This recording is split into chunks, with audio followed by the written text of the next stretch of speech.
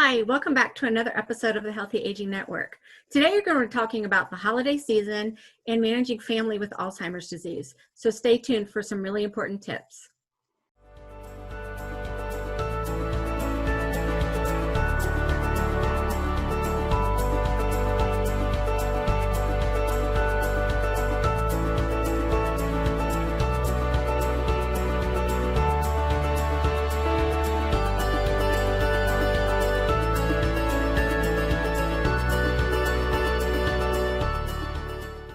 Hi, welcome back to another episode of the Healthy Aging Network.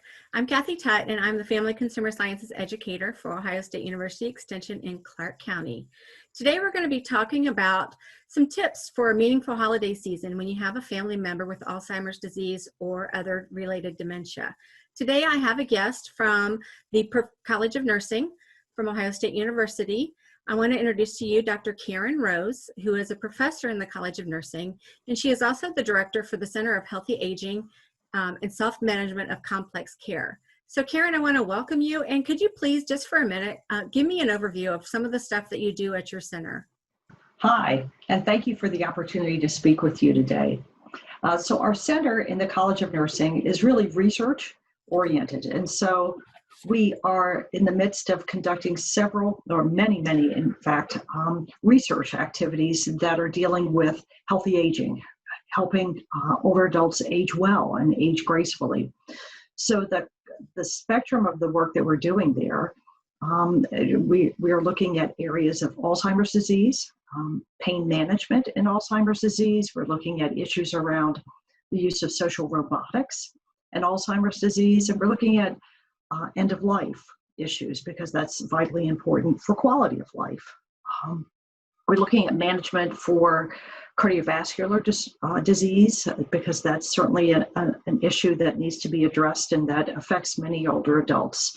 And we looked at a myriad of other diabetes, some of the chronic disease issues and how we can best self-manage those or help older adults manage those. And we have a real strength too in the use of technology for older adults to age in place. So anything to do with older adults and aging gracefully is the work that we're interested in, and we continue to kind of forge new scientific knowledge in that area and try to implement the knowledge that we already know for best practices. So that's really what we're doing. Great. Thank you so much. The stuff that you do is just right up our alley with this Healthy Aging telecast. So I'm so glad that you were able to join us. So many times as growing up, I can remember on the way to my grandmother's house, singing the Christmas song, "Over the River and Through the Woods, to Grandmother's House We Go." But it kind of takes a new meaning, when you have someone in your family that's suffering from Alzheimer's or other types of dementia. And so I really, wanted to talk a little bit about that today and some of your ideas related to managing that over the holidays. So what I want to start first is a notion that people with Alzheimer's disease are living with that disease. We often use the term suffering, and so they're living with it. And so we're really trying to change that dynamic because I think if you can change the lens, you get a better sense of people are living with this disease, and many are living well with this disease. And it really does come down to a sense of how can we make modifications and manage our own expectations really in everyday life when we're living with someone with Alzheimer's disease, and particularly at the holiday time. Holidays can still be incredibly joyful and meaningful for the person with Alzheimer's and for the family as well. But there are, I think, kind of tips around how we need to manage our own expectations of what holidays can be and really cannot be if we want to manage kind of the environment and the person with Alzheimer's disease, their reaction to that environment. Thank you so much for that. And I think I may be very guilty of saying that someone's suffering from Alzheimer's rather than living with it. And I love that nugget that we can take with us. I think that when we're looking at the holidays, pre-planning would definitely be key when it comes to, the festivities with your family and friends. Could you give me some tips a little bit about pre-planning and what might come into play when working with our families? Sure.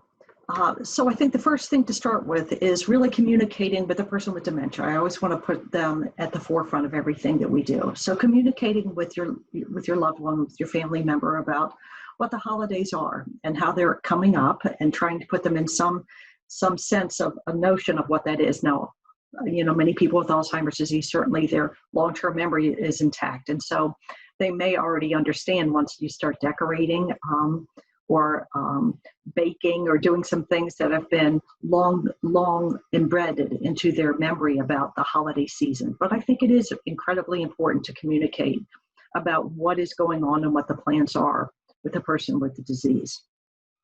Next, certainly having a conversation with your family and friends, and that includes grandchildren, people of all ages, of what they can expect if they're coming to visit grandma or granddad. And certainly in this world of a COVID, in this pandemic, maybe what modifications might need to be in place as you begin to pre-plan for that.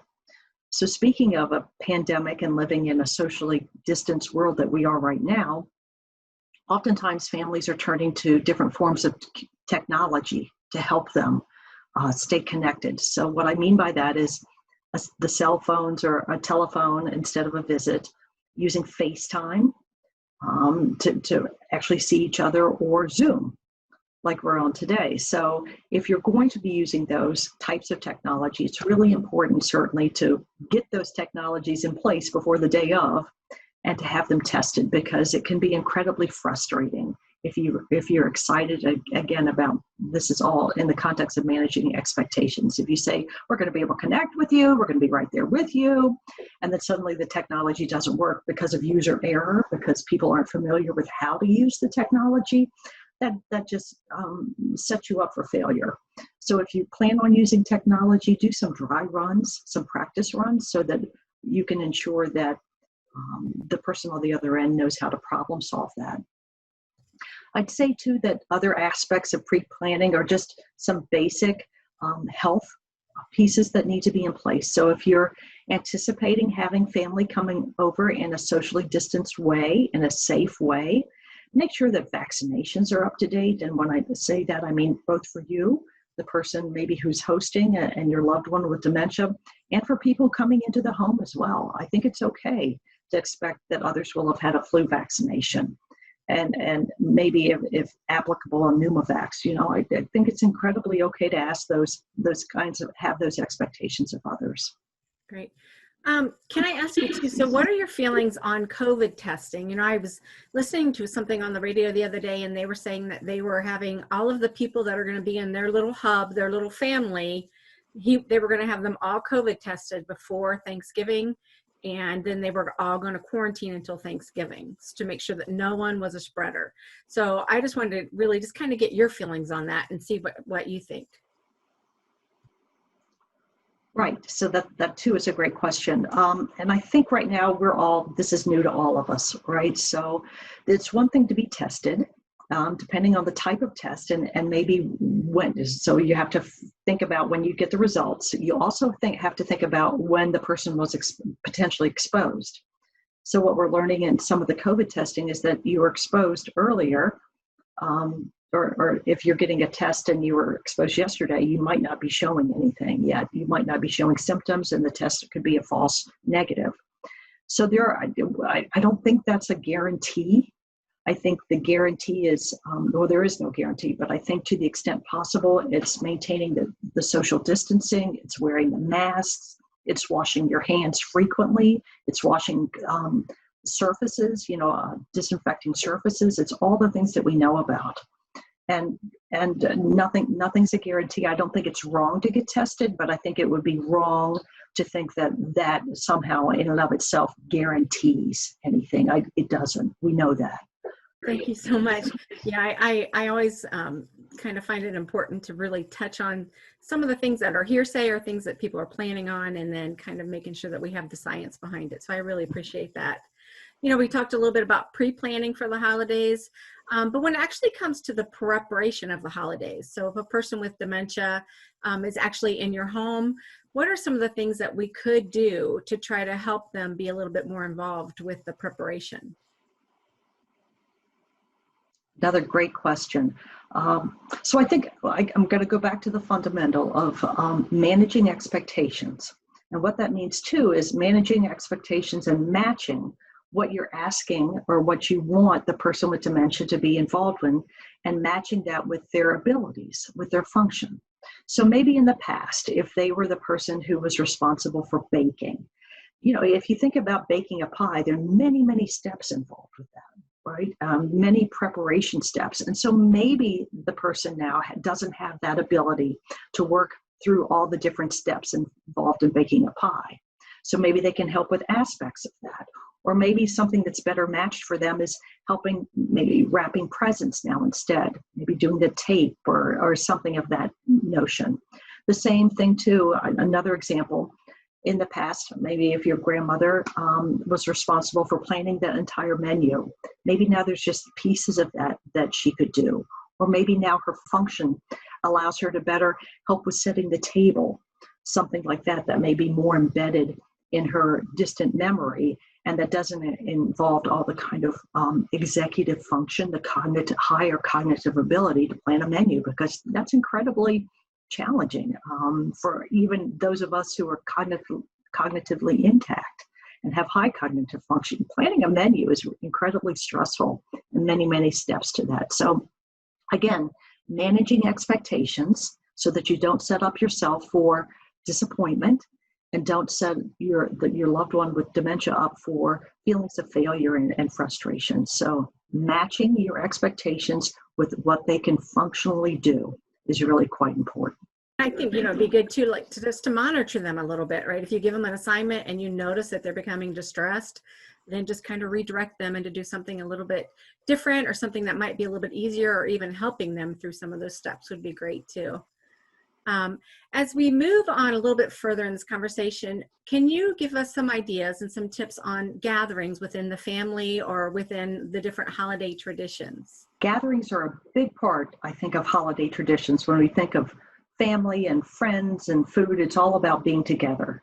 And while we can still do that safely in a COVID world and safely with someone with dementia, I think that, again, we have to manage our expectations and manage our preparation for that. So certainly in the COVID world that we're living in, monitoring yourself, anyone in your household, certainly your family member with dementia for any kind of COVID or flu-like symptoms, and having that expectation clearly explained to others who may be visiting you. In terms of small gatherings, we've talked a little bit about, you just mentioned about monitoring the response. For persons with Alzheimer's disease or related dementia, if they're getting frustrated, they act it out. They can't always tell you that, but they act it out. So it's really reading their emotional response. So if they're becoming angry or upset or withdrawn, that should be a cue that something's not right in the environment. They're overwhelmed, they're stressed out, and so you need to be thinking about, okay, is the TV too loud? Are there multiple conversations going on?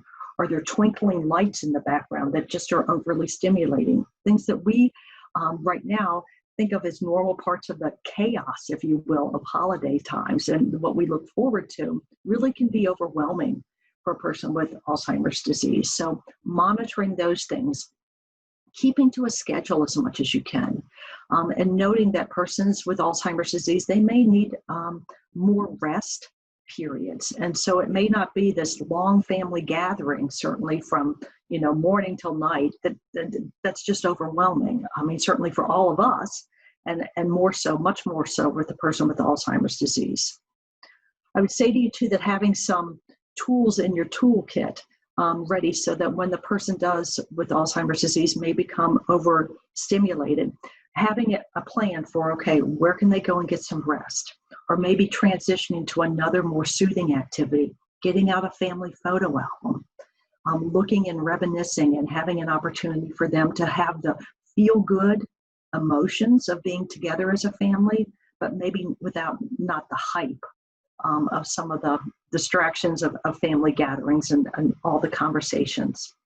I think too, it's important this year in particular to think about masks and why we wear masks, certainly for safety for all of us and for everyone that we're around, so wearing masks. And that can be scary. Scary in the context of not understanding who the person is, maybe not being able to hear them well. Those are things that you need to be starting to model. And if the person with Alzheimer's disease is getting uncomfortable with that, it may be time to end the gathering.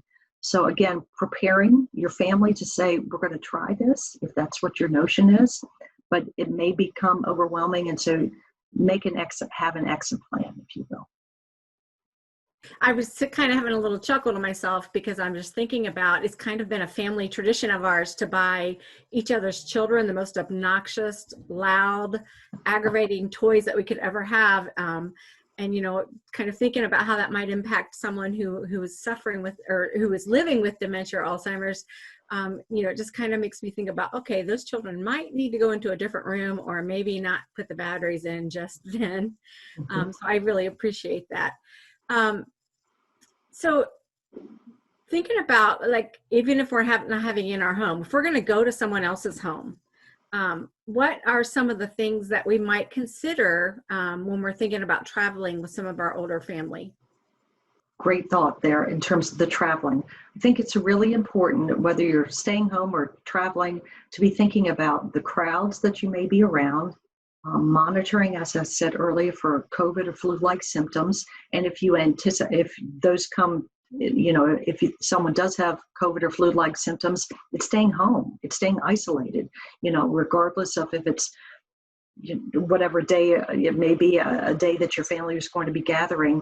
You really have to make that tough call about canceling and stepping back and saying, okay, we can't get together in person, but can we have a phone call? Is there another way that we can communicate via technology to still be together and celebrating, but not in the context of, putting anyone's safety at risk? Certainly, if you're traveling, a lot goes into traveling, either in the car or an airplane. And although that's not recommended this year, certainly the traveling, people are going to do it. And there are reasons why people do it. And so I'm not trying to shame anyone if that's their choice. People have different circumstances. But you need to think about things. The person with the Alzheimer's disease may not be able to monitor for their own, rest needs, for their own continence needs, bathroom needs. They may get anxious in the larger crowd. You also have to consider if you're traveling across different time zones. All of us have challenges with that. Our sleep-wake cycle gets a little bit altered, certainly more so in persons with Alzheimer's disease. So accounting for that and accounting during the time that you're there, that it may take them longer to acclimate to a new time zone. I'd say too, if you're traveling, think about the necessities. Think about things when you get to wherever you're going that you can't do without. And what high on that list is medications. We can do an awful lot, get an awful lot wherever we are, but medications is one of those things that we can't always get quickly. So I would anticipate certainly remembering medications first and forefront in my mind. And then if you can travel with some familiar objects, something that that is a comfort with a person with Alzheimer's disease, I think would be another really good idea. Yeah, like something like a favorite blanket or something, maybe a throw that they always use at home when they're in their love seat or anything like that. And I've always taken the stance that you don't just pack the medication that you need, you pack for extra days, just in case there's something comes up that you're not planning for at all. I want to touch base too a little bit on, the caregivers. So caregivers who are the person who's mainly responsible for helping our individual with Alzheimer's. Could you just give us a few tips on how to manage caregiving and kind of setting, you talked a lot about setting expectations, but what do caregivers need to have in place as well? Caregivers are absolutely foundational and so vital when providing care for their family member with Alzheimer's disease. So the basics of taking care of yourself certainly are more important maybe for caregivers. So holidays can be stressful, and stress can be a good thing. Certainly it motivates us, right? A little bit of stress motivates us to put up the holiday decorations and that kind of thing. But too much of stress can be really detrimental. So I think for caregivers, it's, again, asking for help when you need it. And most everyone needs help. So what I mean by asking for help is asking for specific tasks that others can do. So it's, if a neighbor says, can I do anything for you? The answer should be yes. And these are the tasks that you can do for me. You can run to the grocery store for me. You can help me, with some, can you go to, the pharmacy? Can you run an errand for me? Can you stay here with my loved one while I run out to do something? Can you pick up go to the post office for me? So the answer should be yes. And I know getting to yes is hard, but if you have made a list maybe of when people ask you what they can help you with, be prepared to say yes. And I really encourage that. People want to help, but people don't know how to help. And so having a list of things that people can really help you with, I think is vitally important. It's the basics. It's eating well yourself. It's getting enough rest, knowing that these are stressful times. So it's okay to take a nap, even if you haven't in the past. You need to stay well and stay well rested so that you can continue to do the vital job that you're doing as a caregiver. Opportunities for exercise can't be overemphasized, whether it's alone or with the person with dementia, your family member. Please take opportunities to do that. Exercise outside, we know the beneficial effects of that. So I'm hopeful that this year in Ohio, we'll have another kind of nice weather day for some of our nice holiday season in terms of all of the different days and the weather. But take advantage of the nice days. Getting outside in a safe way really is quite important for you and for your loved ones as well. So I had a quick question pop up, and someone wanted to know about how to help with families that are in nursing homes, like during the holidays. Best ways to communicate, or maybe even help that person understand, if it's at all possible, how we might manage that. In terms of managing the holidays when your loved one is in a long-term care facility and you can't be with them. So I'm sure that there are different COVID restrictions. And so every long-term care facility or nursing home seems to be handling it a little bit differently. And know too that could change. What it is today and what it is later in December may be very different. So I think monitoring that and being in touch with the long-term care facility staff, they can help you with that, with what their restrictions are and aren't. I think working with the nursing staff at long-term care facilities, they can always assist you with making sure that there's a phone available for you to call, or if they have many of the long-term care facilities now have tablets, technology available to continue to connect families. So reaching out about that, asking what you can send in. So maybe there are pictures you want to send, or there are certain mementos that would be comforting and give a sense of family gathering for the loved one in the long-term care facility. And so asking about those and being aware that this year in particular, if you're mailing items, it's going to take longer.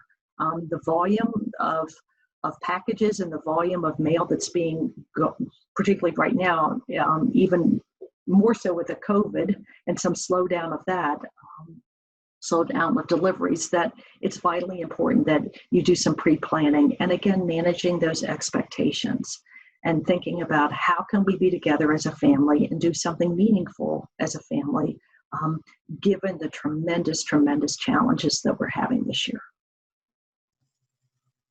Thank you for that. I really appreciate it.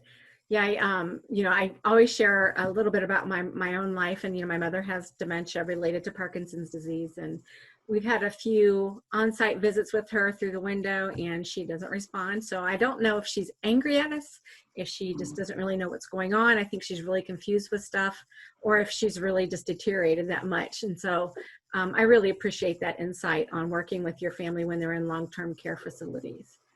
So we have just a few more minutes here, and I just wanted to give you a chance to sum up and go back and touch base on anything important. I know you talked a lot about maintaining schedules, and for me, I've heard some stuff about sundowners and how the evening activities are even more difficult for individuals. And so could you just kind of give us an overall and see if there's anything else that you really want to include in our interview today? Sure, thank you. So from my mind, the big picture takeaway is managing expectations. Holidays are going to be different this year for everyone. certainly because of the pandemic. And beyond that, for persons with Alzheimer's disease or related dementia, they are different.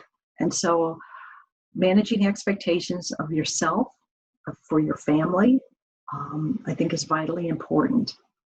Maintaining a schedule as much as possible, a realistic schedule, I think really helps manage everyone's stress, not only persons with Alzheimer's disease, but certainly other family members as well.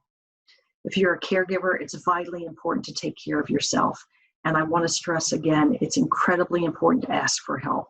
And when people offer, the answer to as much as degree as possible is yes.